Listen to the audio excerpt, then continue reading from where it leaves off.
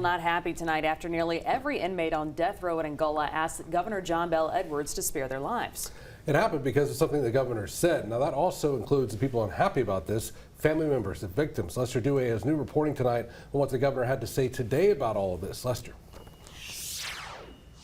Yeah, guys, while the governor believes these decisions are first to be made by members of Louisiana's Board of Pardons, he's still making his anti-death penalty views known. Meanwhile, some victims' families are disappointed that this would even be considered. After 51 of the state's most notorious killers submitted applications to the Louisiana Board of Pardons Tuesday, asking to change their punishment from the death penalty to life imprisonment without the chance of parole, the governor weighed in on the very topic he could have the final say on at the Rotary Club of Baton Rouge. The Pardon Board is going to take those up, and I'm going to be very measured in what I say publicly, because I've never told an individual member of the Pardon Board or collectively what I would want them to do. I think they have to exercise their own judgment.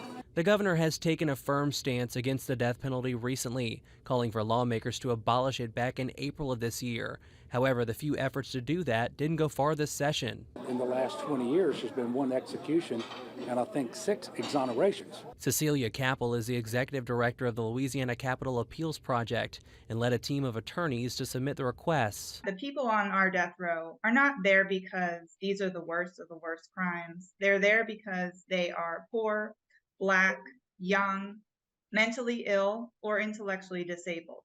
This is not a class of people that deserves to be put to death. But the thought of the governor even considering this request has Wayne Gazzardo appalled. Me and my wife hadn't slept in 2 days, but we do this all the time, man. But this time is for all the marbles. In 1995, Todd Wessinger shot 3 people inside the Calendars restaurant in Baton Rouge, including Gazzardo's daughter, Stephanie. He was sentenced to death in 1997, but is still on death row, even after constant appeals. Gazzardo believes he needs to stay there. Till the day I die, or the day my wife dies, we'll fight it until the end. I mean, there ain't no two ways about it.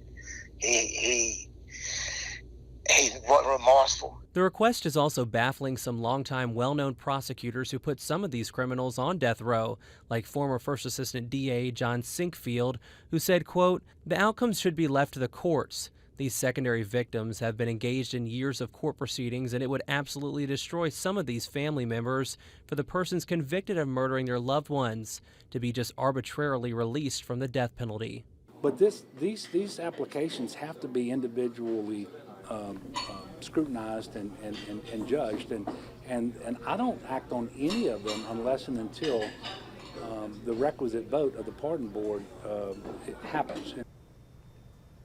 So that board has to review and investigate each application before it reaches the governor's desk. That process can take up to a year, but with Governor Edwards leaving office in 6 months, he may not ever see those appeals on his desk. Elizabeth? All right. Thank you, Lester. Sorry.